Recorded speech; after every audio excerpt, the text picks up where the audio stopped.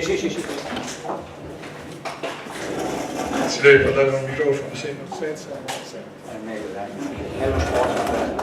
Allora, buonasera, io mi chiamo Andrea Gorini e grazie per l'ospitalità, per aver aperto a questa iniziativa con Manuel, che chiaramente penso non conosciate e quindi inquadro come soggettività comunista. Manuel, grazie. Manuel è venuto qui, è un economista, un marxista, è docente di economia all'Università Bolivariana di Caracas, è stato militante del Partito Comunista del Venezuela dal 2002. ¿Qué te pasa? No, es que mi bolso para tener eso. Está preocupado. Para agarrar. Ah, Hay que tenerlo tranquilo. Grazie. yo tengo bolígrafo. Sì, sì, no. E appunto vi stavo dicendo in poche parole, è un economista, insegna alla facoltà di economia dell'Università Bolivariana di Caracas, è stato militante del Partito Comunista dal 2002 al 2008, ha anche assessorato, è stato consigliere del Ministero della Pianificazione e dell'Economia e è attualmente direttore del Centro di Ricerca e Formazione Operaia, SIFO.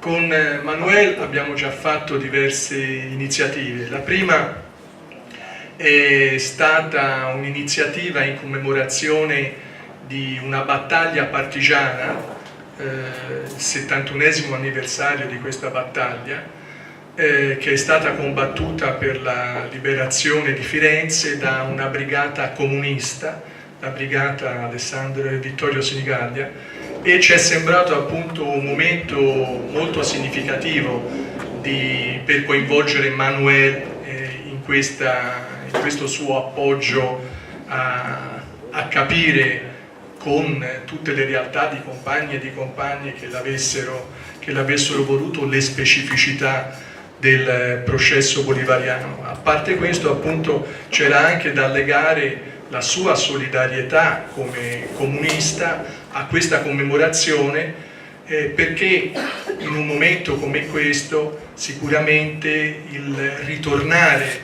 e riparlare di internazionalismo antiimperialista e anticapitalista è fondamentale. Tra l'altro non casualmente, perché in questa brigata partigiana c'era un gruppo di 30 sovietici, quindi è stata, almeno in Toscana, la brigata internazionalista per eccellenza. Ma a parte questo aspetto con cui è iniziato l'appoggio di Manuel ai compagni e alle compagne in Italia, la sua presenza ci è sembrata anche importante in un momento di estrema confusione e frammentarietà della sinistra italiana, per aprirci a un dibattito, per aprirci a approfondire, a riflettere sugli aspetti di costruzione, di transizione al socialismo, che in qualche modo, anche se in una maniera molto complicata, credo che in Italia dobbiamo assolutamente riprendere, e passi come questo, l'incontro di stasera, noi lo vediamo anche in questo senso, un'apertura, un dibattito tra compagni per rimettere al centro la prospettiva socialista. Di questo parlerà appunto Manuel rispetto all'esperienza che lui ha vissuto e sta vivendo nel suo paese. È un'esperienza, come capirete immediatamente, abbastanza critica, ma va sottolineata che è un'esperienza all'interno del processo che ha visto le masse popolari venezuelane appoggiare il chavismo, appoggiare una possibilità di sviluppo differente. E quindi passo immediatamente la parola a Manuel.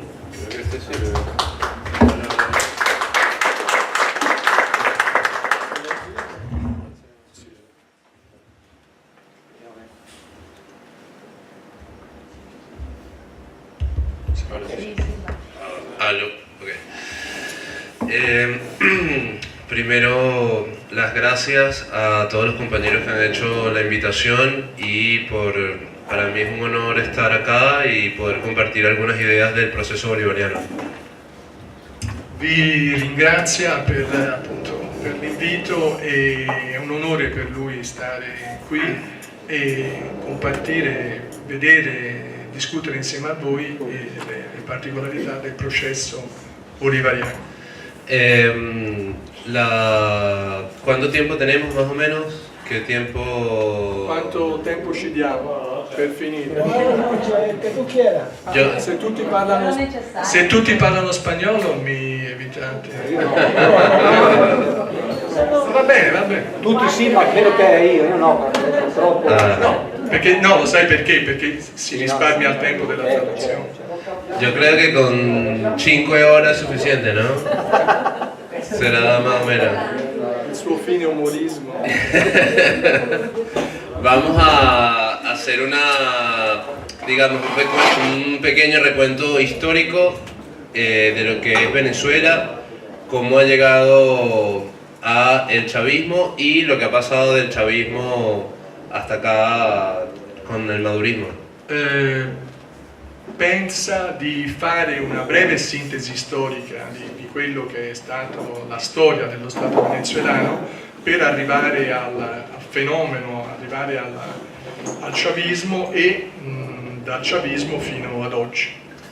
Nosotros tenemos una investigación larga muy económica, muy numérica, muy estadística, de la cual hemos hecho en PISA una presentación con gráficos y en PowerPoint. Il SIFO di cui lui è direttore ha fatto un lavoro che è stato molto lungo, molto dettagliato da un punto di vista statistico, economico e cosa che di fatto è stata utilizzata, questo lavoro fatto dal SIFO è stato utilizzato solo in Pisa. Las personas que quieran recibir las láminas están en español y en italiano de gráficos, la fuente de la data que vamos a emitir, me pueden dar su correo y yo se lo envío. Ecco, appunto, consiglio vivamente di cogliere questa opportunità. Come in tutte le iniziative che abbiamo fatto, lui con molto piacere vi può spedire questo lavoro abbastanza corposo ma anche esaustivo, che è in spagnolo ma anche in italiano. Voi gli date, oppure insomma da lui l'indirizzo di posta elettronica, però insomma non c'è nessun problema. Chi lo vuole direttamente viene qui, gli dà l'indirizzo suo di posta elettronica e lui ve la manda. Sin problema. Bueno, Venezuela, siendo muy sintéticos, entre el año 74 y el año 82 tiene su boom petrolero clave. Molto sinteticamente, il Venezuela tra il 74 e l'82 ha il suo boom petrolifero.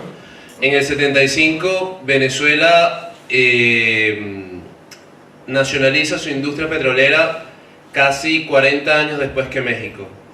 Nel 75 il Venezuela, lo Stato venezuelano, nazionalizza i pozzi petroliferi che erano nel paese.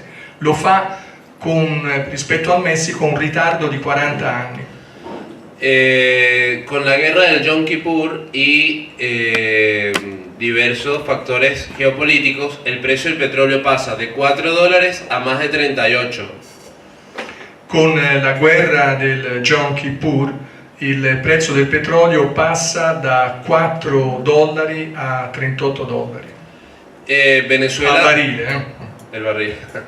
Venezuela era un país de apenas 9 millones de habitantes y tenía 950.000 kilómetros cuadrados, tiene todavía.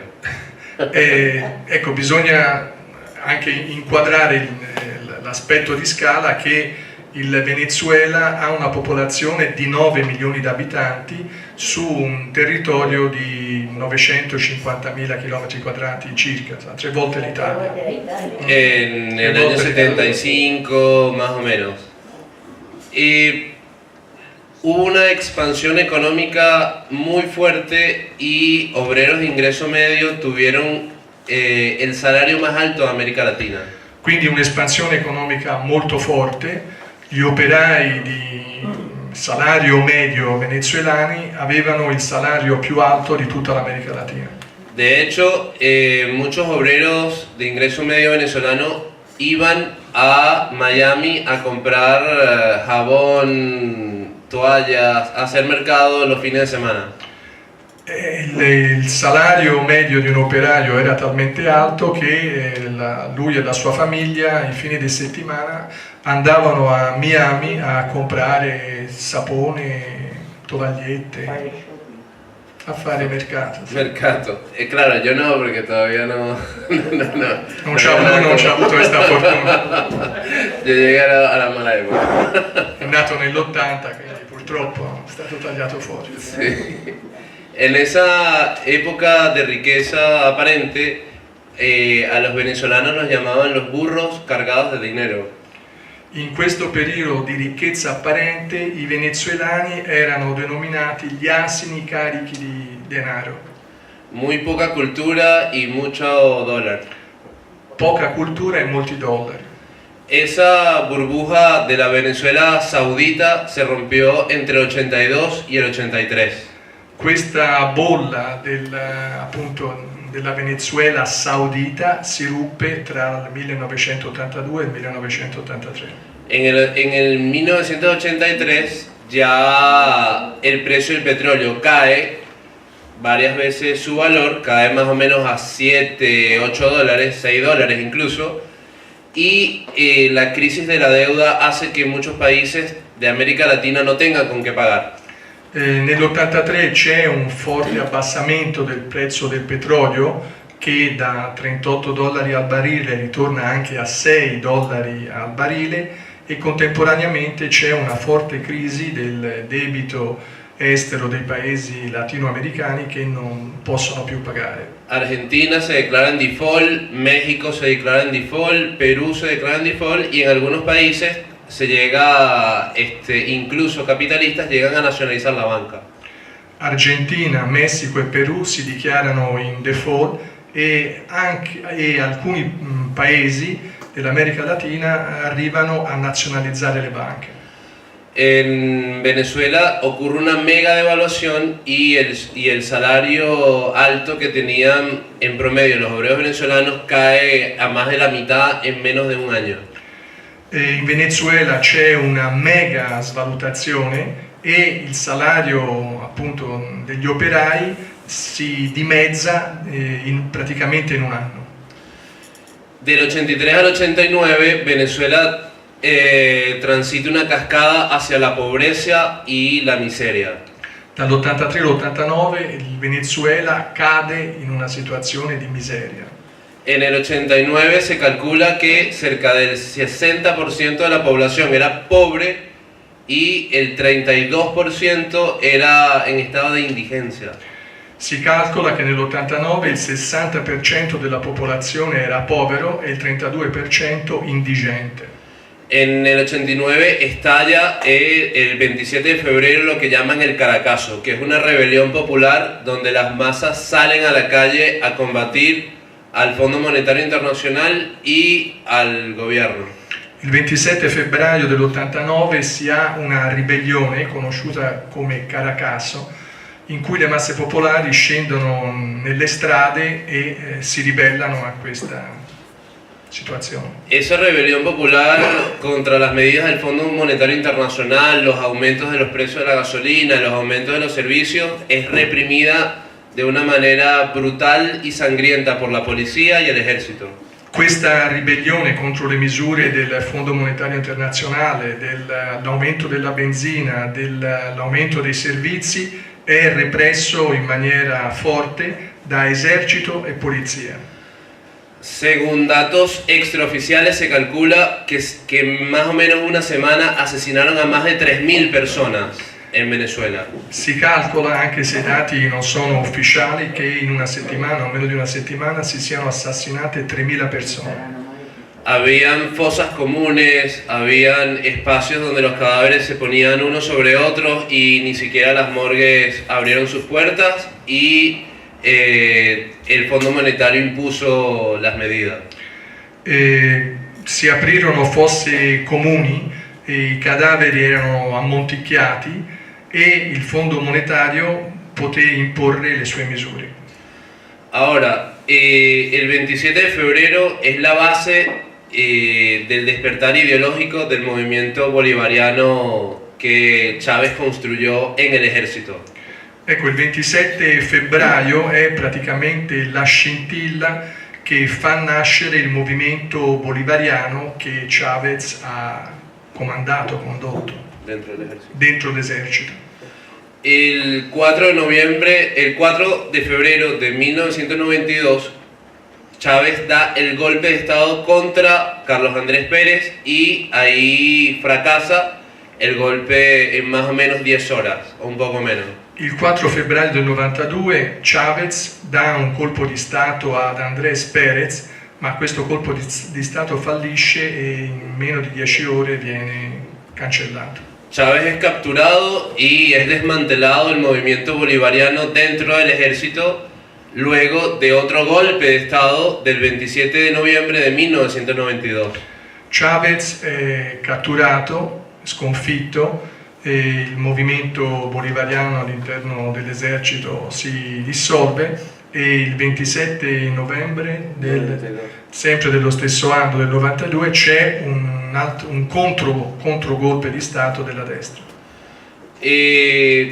En el 94 Chávez sale de la cárcel y toma la decisión de dejar el camino del golpismo, el camino del blanquismo e irse a preparar para las elecciones nazionali para la presidenza. Nel 94 Chávez esce dal carcere, decide di abbandonare il metodo dei colpi di Stato come metodo di cambiare la realtà del suo paese e decide di prepararsi per presentarsi alle elezioni presidenziali.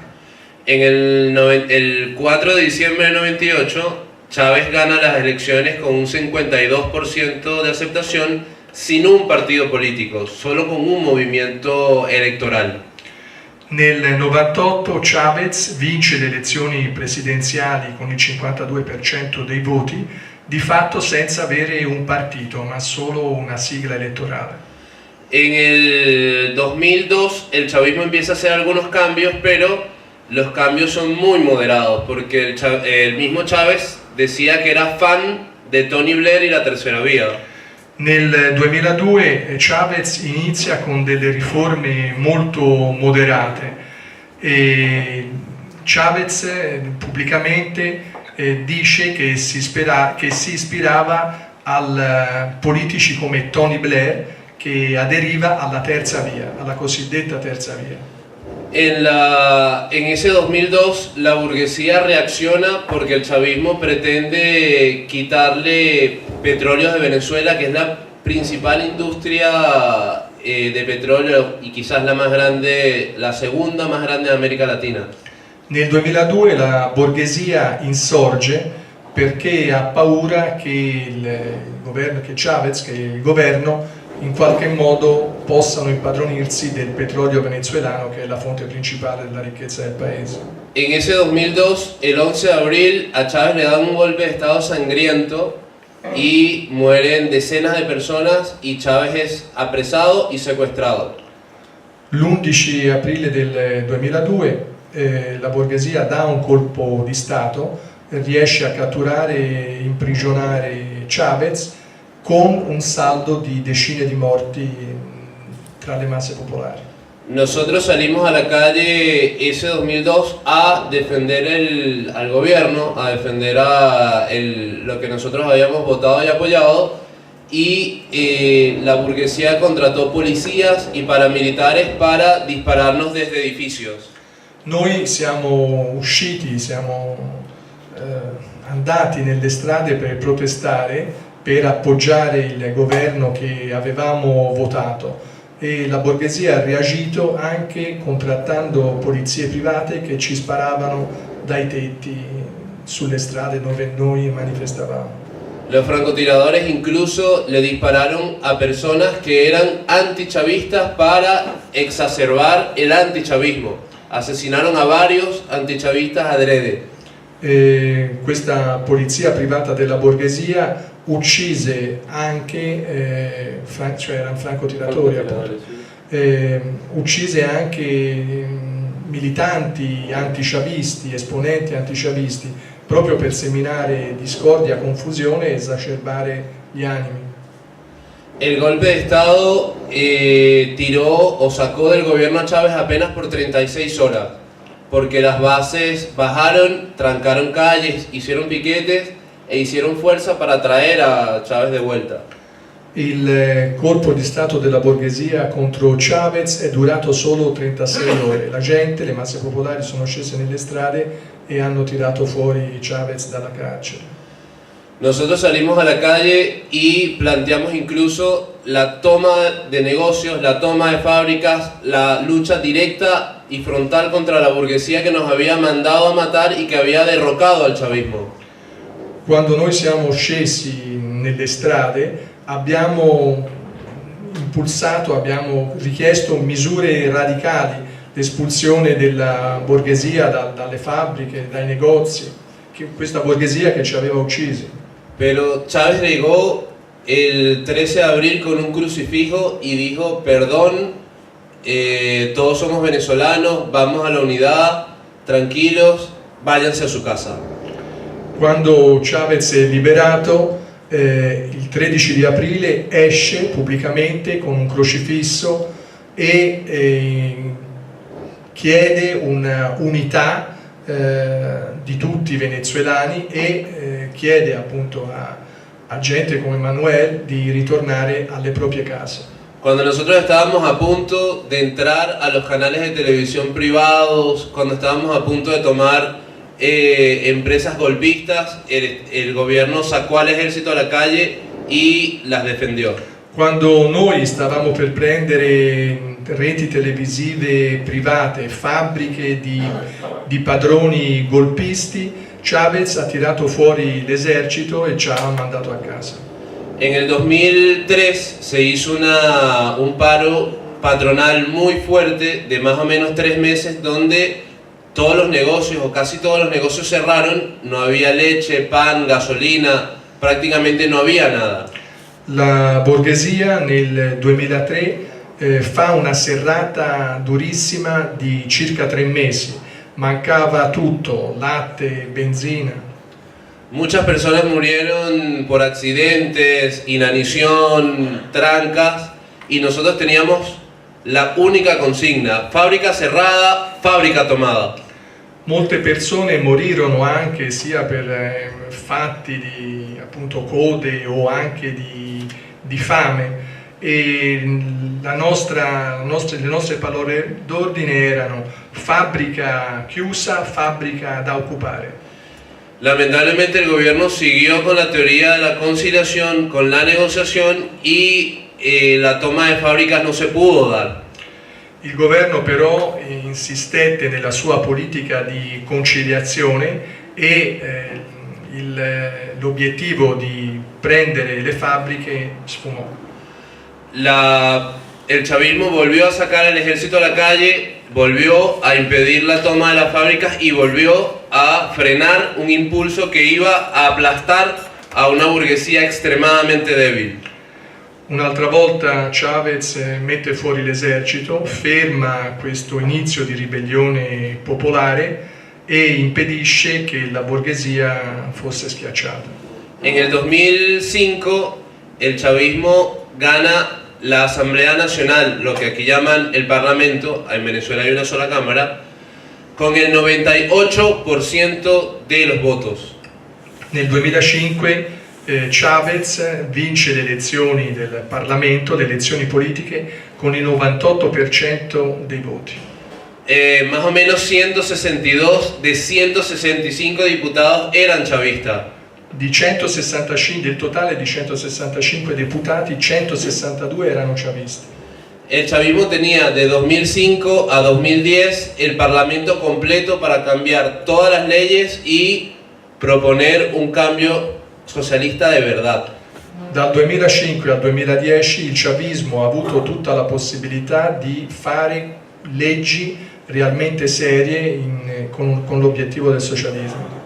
En el 2006 el presidente Chávez gana la elección presidencial con la consigna "Vamos a construir el socialismo", que había dicho por primera vez en Brasil en el 2005.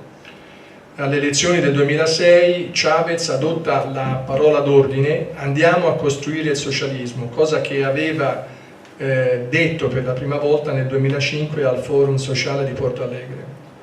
En ese 2006 el chavismo gana con 63% de votos la presidencia y tenía el 98% de los diputados. Había todo por hacer y además el precio del petróleo había crecido 10 veces.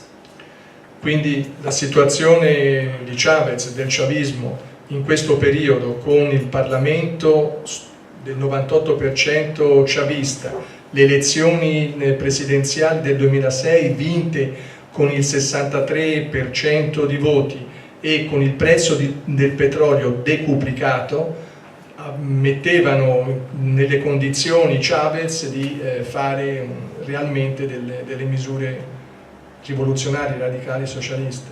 En el 2008 empiezan las primeras nacionalizaciones de peso, pero todas las nacionalizaciones son parciales. No hay nacionalizaciones profundas, radicales. Nel 2008 iniziano le prime nazionalizzazioni, ma sono nazionalizzazioni molto parziali, molto superficiali, senza peso. De hecho, el chavismo compra el Banco Santander en casi 6 veces más de lo que vale y solo compra la mitad. Il chavismo compra la banca Santander a un valore 6 volte quello reale e ne compra solo la metà. De hecho, el dueño de la banca Santander, Emilio Botín, vino a hacer una fiesta y vino a agradecer al gobierno por el gran negocio que hizo. Il padrone della banca di Santander era talmente felice che è andato in Venezuela per dare una festa in onore di Chavez per la vendita che lui aveva realizzato. Ahora, en el 2012 ya empieza la crisis económica a estallar, Nel 2012 inizia la crisi economica, que desgraciadamente coincide con el agravamiento de la enfermedad de Chávez por su cáncer. che tragicamente coincide anche con l'aggravamento della malattia di Chavez, che aveva un cancro. El 5 de marzo de 2013 fallece Chávez y el país recrudece su crisis.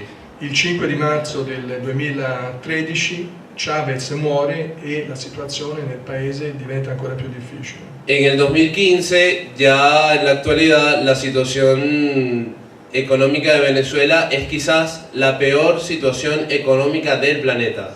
Nel 2015 la situazione economica del Venezuela è probabilmente la situazione peggiore di tutto il pianeta, di tutto il mondo.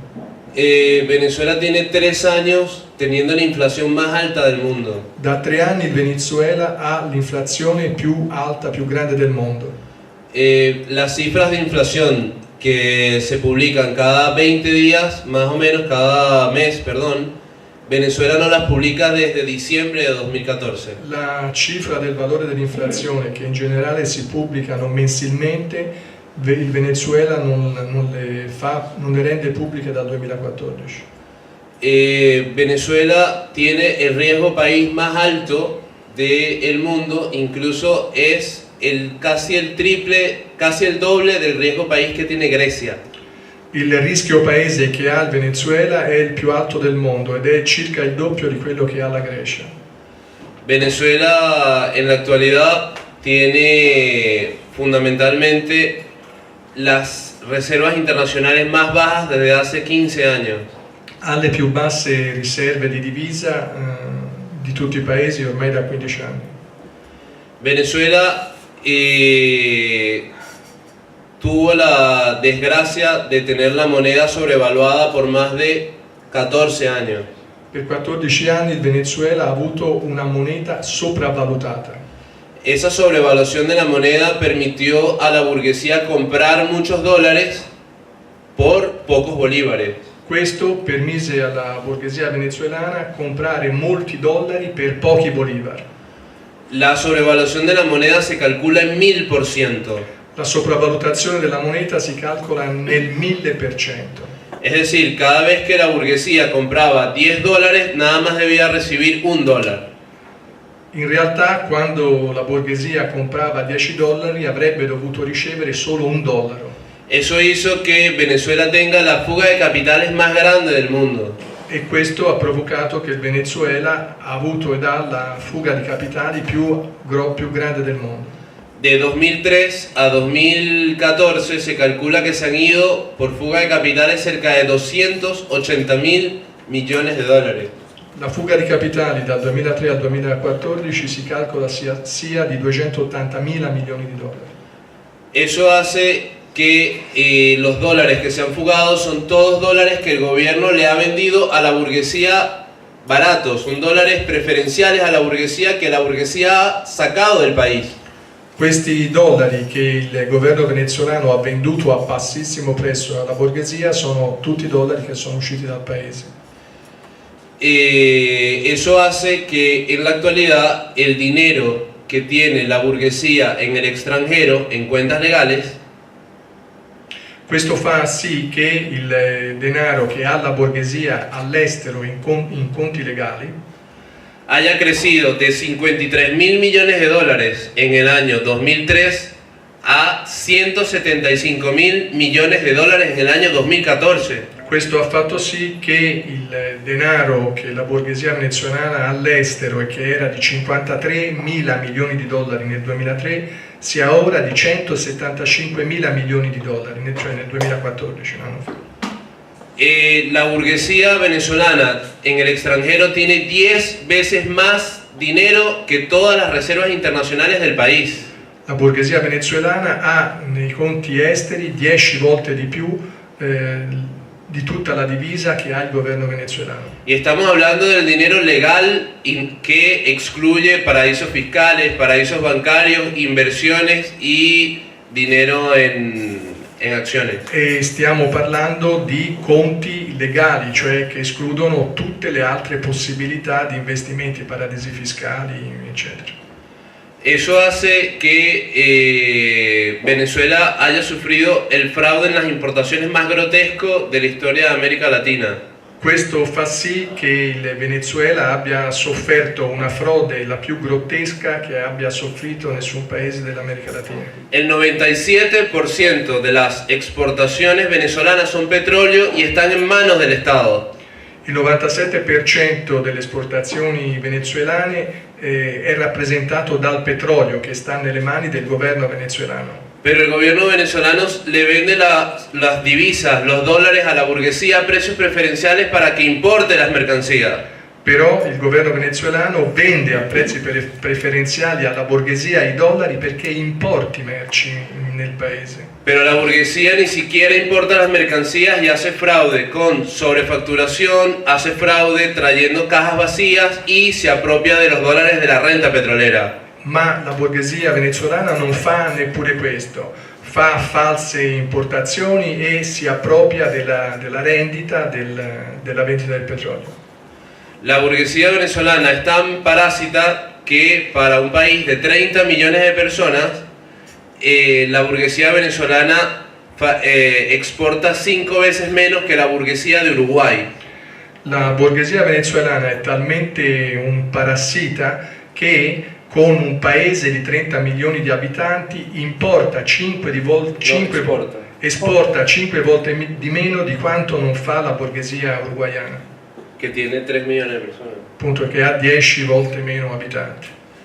Entonces el chavismo ha alimentado a esta miserable burguesía y ha dejado el país en una situación de extrema gravedad.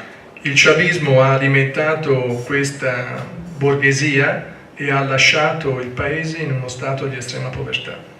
De hecho, Venezuela tenía el salario más alto de América Latina de nuevo en el 2008, cuando el precio del petróleo era muy alto. Le masse popolari venezuelane hanno avuto, quando il prezzo del petrolio è tornato a crescere, ancora una volta il salario più alto nel 2008 di tutta l'America Latina. El salario llegaba a casi $650 el salario mínimo, Il salario minimo arrivava a circa $650, calculado al dólar de mercado negro. calcolato al dollaro del mercato parallelo, del mercato nero. Ahora, en 2015, en julio de 2015, el salario mínimo venezolano calculado a dólar paralelo llega a $20. Ora, in questo mese, il salario medio arriva a $20. Desgraciadamente la caída del salario real es extremadamente brutal y mercancías como aceite de oliva, vinos, aceitunas ya no se pueden comprar. Questa brutale caduta della possibilità di compra da parte delle masse popolari venezuelane fa sì che vino, olio di oliva e altre cose basiche non si possano neanche comprare.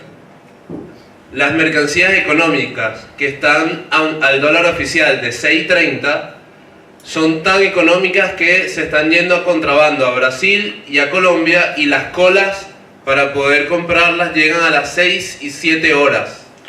Le merci calmierate che esistono in Venezuela sono talmente prezzo basso che di fatto costituiscono la merce ideale per essere esportata in Colombia e in Brasile per contrabbando naturalmente, e questa mancanza di merci basiche alimentari fa sì che ci siano delle code di 6-7 ore per comprare, appunto, per comprarle.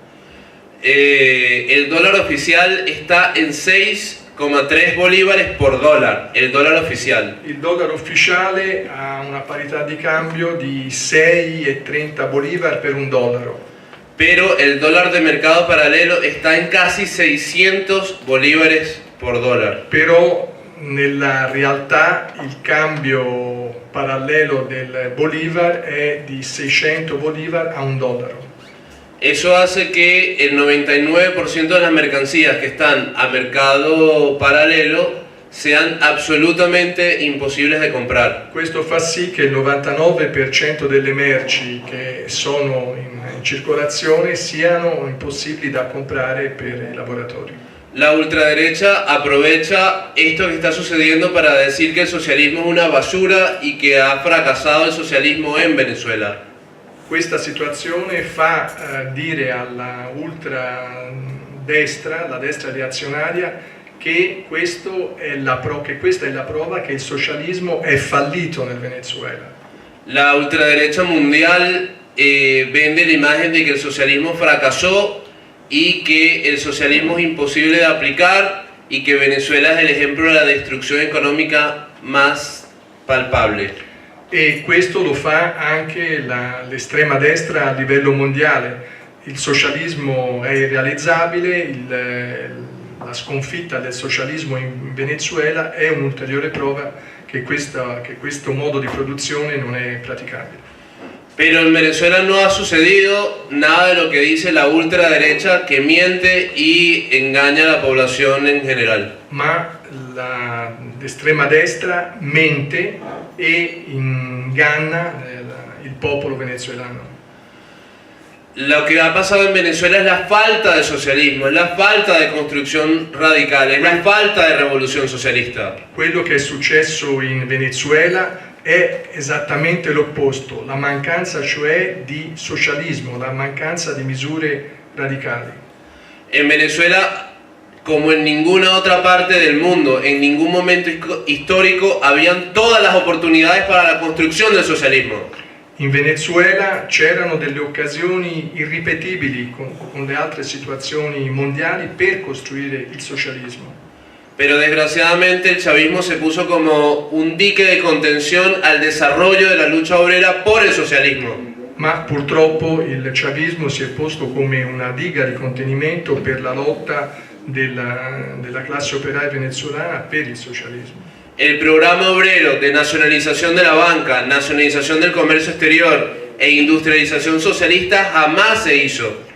Le misure specifiche per iniziare a costruire il socialismo, come la nazionalizzazione delle banche, la nazionalizzazione del commercio estero, mai sono state fatte. Ni la industrialización estatal y, decimos, el 70% del PIB todavía está en manos de la burguesía. Neppure, oltre alle misure prima accennate, un tentativo di industrializzare realmente il paese. Ancora oggi il 70% del prodotto interno lordo è nelle mani della borghesia. Entonces, Venezuela no es el fracaso del socialismo, es el fracaso del reformismo, es el fracaso del intento a medias por cambiar la realidad. Quindi il Venezuela non è la sconfitta del socialismo, è la sconfitta del riformismo e la sconfitta delle misure che vogliono cambiare a metà. La lección es, vamos de nuevo a luchar por la revolución socialista de verdad. Noi vogliamo continuare a lottare per davvero per la rivoluzione socialista in Venezuela. Lamentablemente, ningún atajo, ninguna alianza con socialdemócratas, democristianos, ninguna alianza con reformistas permite la revolución. È chiaro che nessuna alleanza con socialdemocratici, con riformisti, con democristiani può permettere la rivoluzione socialista. La revolución socialista en Venezuela está por hacerse, debe hacerse y vamos a luchar por eso. Muchas gracias, compañero. È possibile.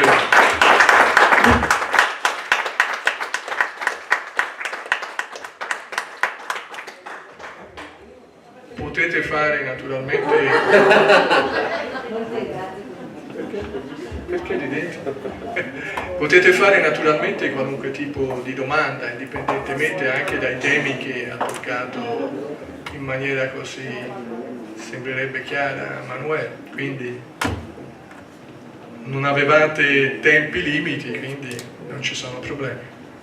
Lui capisce l'italiano, quindi fortunatamente non. Maduro che ruolo gioca in questa possibile rivoluzione? Perdón, de nuevo. Dice, Dai il microfono. dice Maduro, che ruolo avresti tu in questa possibile No, Maduro. No, no ayuda.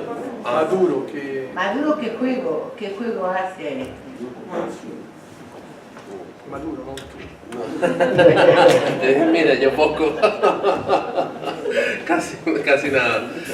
El presidente Nicolás Maduro es alguien que no tenía ni la preparación ni el plan para asumir una tarea tan importante. Maduro è un personaggio che non tiene né la capacità né aveva l'idea di assumere una sfida così importante.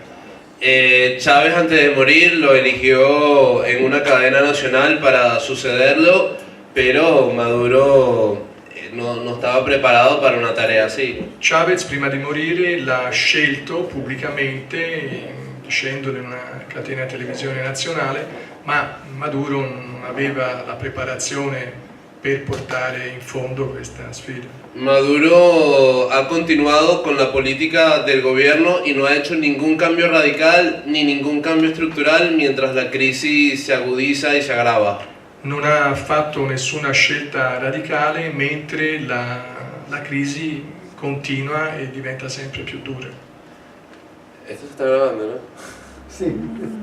La reunión que tuve con un ministro, que no voy a nombrar, Ho avuto una riunione con un ministro che, siccome lo state gravando, non lo nomina. Pare, no importa. No hay problema. Molto scherzoso.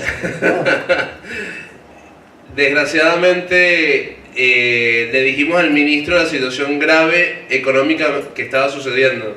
Gli hanno fatto presente che la situazione economica era molto grave a questo ministro.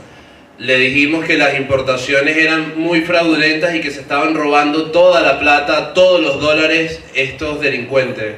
Gli abbiamo detto che le importazioni erano fraudolente, che si stavano rubando tutti i soldi.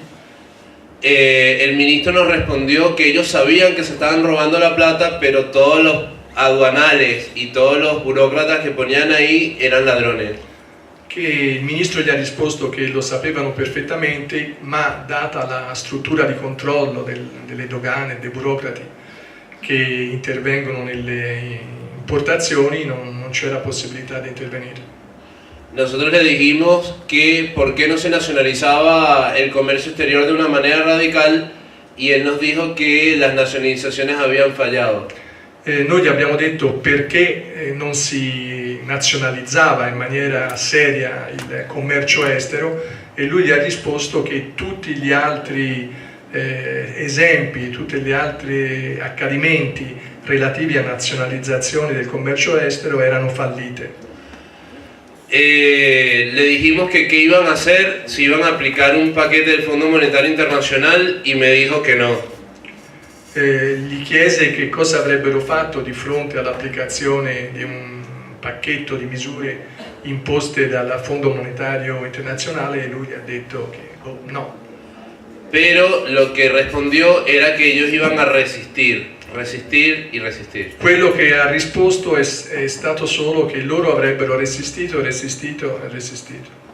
Están prácticamente esperando que la crisis derroque al gobierno y ellos irse a su casa. Praticamente stanno solo aspettando che la crisi cacci il governo e loro tornare alle proprie case.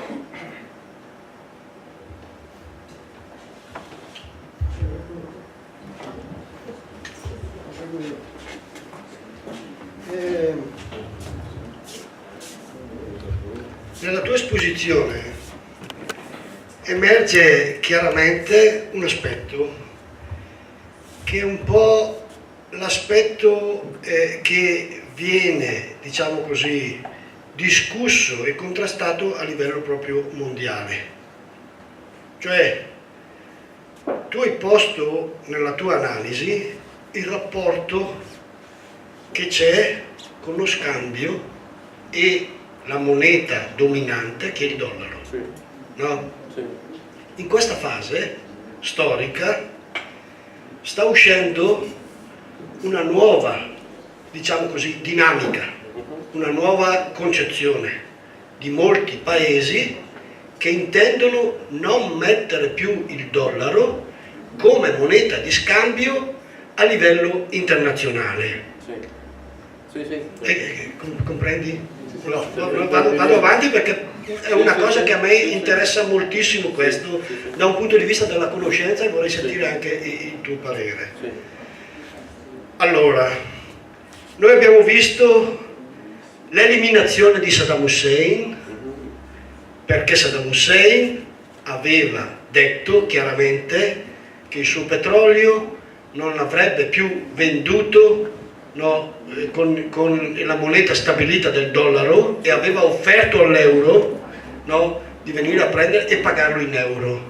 Abbiamo visto che l'hanno eliminato.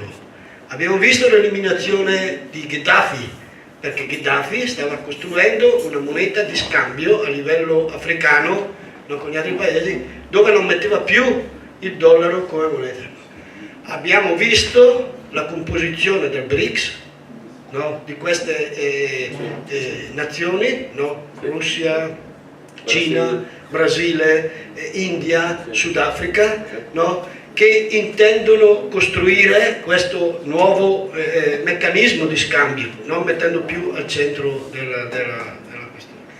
Abbiamo visto la proposta che è stata realizzata, è finita mi sembra a maggio, no, quella del AIIB, il trattato che la Cina, no, ha detto costruiamo una sorta di fondo comune internazionale, che non è il fondo comune internazionale, ma non era nient'altro che diciamo così una sorta di banca, sintetizzo, una sorta di banca, no, dove molti paesi potevano aderire, che era quella di dare finanziamenti ai paesi emergenti da un punto di vista delle strutture roba che era rivolta per il 75% ai paesi asiatici e poi il 25% agli altri paesi, di cui anche l'Europa, l'Inghilterra, la Germania, l'Italia, la Francia hanno aderito facendo incazzare, no, gli Stati Uniti d'America, cioè aderendo. Allora, non è che per esempio il Venezuela, no, che è sotto attacco ovviamente per le riforme che ha portato, sbaglia seguendo la linea e la strada, no, di voler comunque in ogni caso utilizzare il dollaro come moneta di scambio? Mi fermo qui perché il ragionamento sarebbe un attimo più articolato e a me la cosa interessa molto perché ultimamente mi sto interessando di queste questioni qui. Grazie.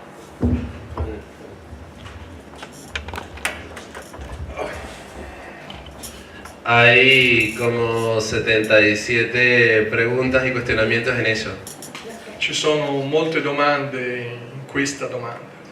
77 ha detto. Se pueden hacer como 64 comentarios sobre eso porque es muy interesante. Molto interessante. Yo voy a dar la respuesta muy breve para que otras personas también pregunten. Darò una risposta breve in modo da lasciare spazio ad altre domande. En América Latina está sucediendo desde hace algunos años la dolarización de varios países. In America Latina c'è la dollarizzazione delle economie di vari paesi. De hecho, El Salvador, Panamá, Ecuador y varias islas del Caribe ya tienen dólares como moneda. e varie isole del Caribe hanno già il dollaro come moneta. Hay un planteamiento del Amero como una moneda de Centroamérica y Norteamérica que más o menos se está discutiendo. C'è una proposta di fare una moneta per il Centro America e Amero. Amero, cioè Amerindo, Amero.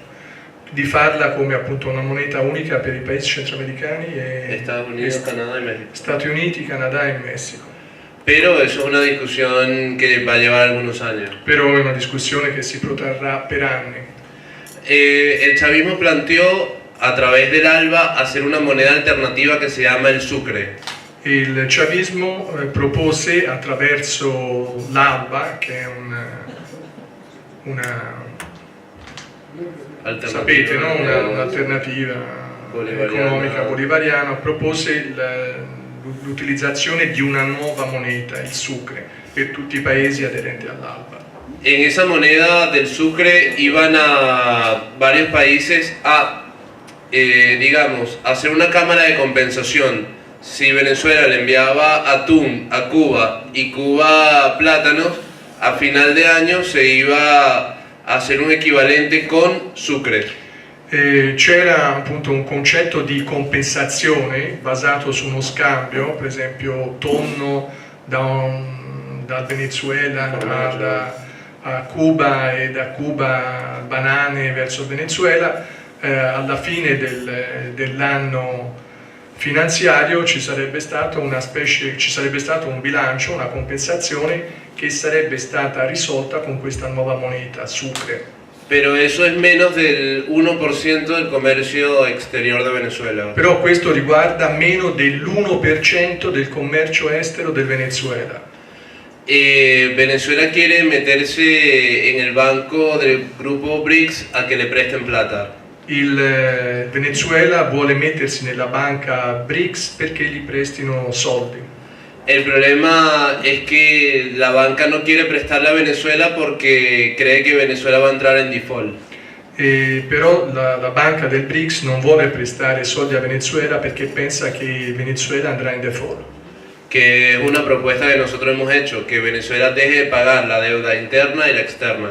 Che è poi una proposta che noi abbiamo fatto appunto al ministro di cui diceva per che il Venezuela smetta di pagare il suo debito estero ed interno. Lamentablemente en Venezuela se está hablando de dolarizar la economía. In Venezuela si sta parlando di dollarizzare l'economia. Como el máximo progresismo en la actualidad es el de Rafael Correa de Ecuador. E appunto il più conosciuto e progressista presidente dell'Ecuador, Rafael Correa.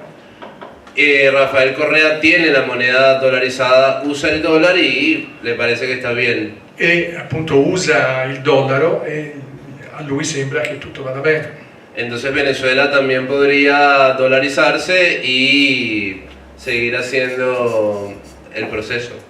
E quindi anche il Venezuela potrebbe fare altrettanto dell'Ecuador e continuare.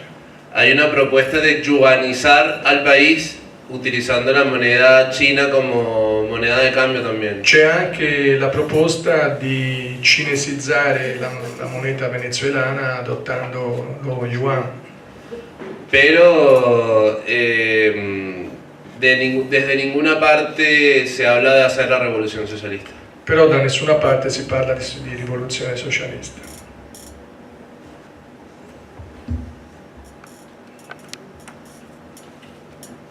Yo querría, lo hablo en español que no es más fácil, yo querría que nos explicara en estos momentos dentro de las Fuerzas Armadas la composición de las Fuerzas Armadas actualmente, la composición de